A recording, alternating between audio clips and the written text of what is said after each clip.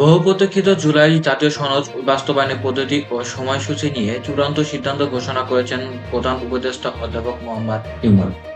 আজ দুপুরে জাতির উদ্দেশ্যে দেওয়া ভাষণে তিনি জানান, 2026 সালে ফেব্রুয়ারি প্রথমার্ধে অনুষ্ঠিতব্য জাতীয় সংসদ নির্বাচনের সঙ্গে একই দিনে জুলাই সনদ নিয়ে গণভোট অনুষ্ঠিত হবে। এই ঘোষণা রাজনৈতিক অঙ্গনে তাৎক্ষণিক প্রতিক্রিয়া সৃষ্টি করেছে।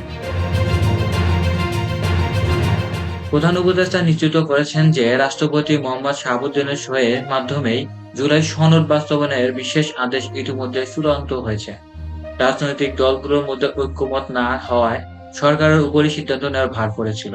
এর আগেই জাতীয় ঐক্যমত কমিশন 28 অক্টোবর অন্তর্বর্তী সরকারের কাছে দুটি বিকল্প সুপারিশ জমা দিয়েছিল। একটি সুপারিশে গণভোটের প্রস্তাব পাশ হলে আগামী সংসদে 270 দিনের মধ্যে সংস্কার কাজ শেষ না হলে তা স্বয়ংক্রিয়ভাবে সংবিধানে যুক্ত হওয়ার বিধান রাখা হয়।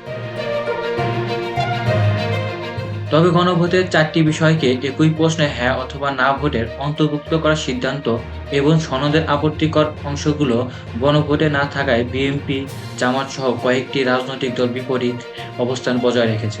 উপদেষ্টা পরিষদের বৈঠকে পরপরই একই সিদ্ধান্তটি জাতির সামনে উপস্থাপন করা হলো।